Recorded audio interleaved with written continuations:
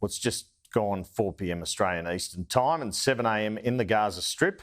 These are live pictures of the border between Israel and Gaza, where the formal agreement for a truce which was due, just expired. Israel has vowed to resume fighting at some point with the objective of completely destroying Hamas. Moments ago, Reuters has reported that Israel's military, it will continue a truce, quote, in light of the mediators' efforts to continue the process of releasing hostages and subject to the terms of the agreement. Joining me now is Sky News contributor Michael Ware. Michael, what do you make of these reports? Well, I think like a lot of people around the world, I'm breathing a huge sigh of relief. The current pause was due to end at 7 a.m. Gaza time. That was 2 minutes ago. But it was literally 5 minutes to midnight, virtually 5 minutes to 7 a.m. did we learn that the Israelis and Hamas have come to another agreement for another pause. We're not sure for quite how long. But, 2 minutes ago, either the bombings would have resumed or hostages will start returning. And thankfully, it's the hostages. Now, one of the holdups, because we have the head of the CIA, we have the head of Israel's spy agency, Mossad, and the head of the Egyptian intelligence agency, all in Qatar right now, who thrashed out this deal. One of the glitches was that Hamas, according to the Israelis, couldn't come up with enough hostages. There's some women, there's some children, and they say the bodies of 3 dead Israelis, a mother and 2 children. And Israel was saying, that's not enough. We're going to start bombing unless you can produce more. Hamas is claiming that they don't control all of the hostages that still remain. And there's still about 145 of them.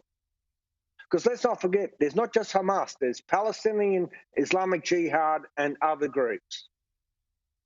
But the great news is that at least for today, the guns remain silent. It's just drip, drip, drip, though, isn't it, Michael, when you're talking about groups of 10 hostages at a time and you're talking about hundreds of hostages. It's a painstaking process, and it's one where you assume that sooner or later the ceasefire just ends. I mean, it might last a few days, or can you tell me a more positive picture of this that could emerge?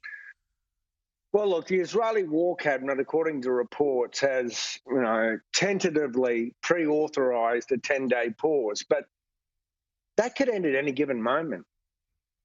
I mean, the Prime Minister of Israel, the Defence Minister of Israel, the opposition leader, the Chief of Staff of the Defence Force have all said, we are ready to start fighting again.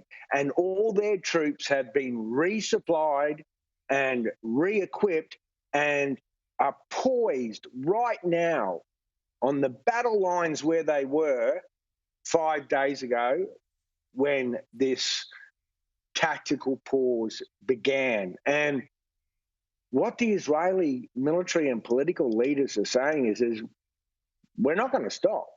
Their intention is still to destroy Hamas as a military and political force. That's a pretty big ask. So how possible? Well, that's what I was about to ask. I mean, how hard is that? I mean, how possible is that? I think it's almost an impossibility.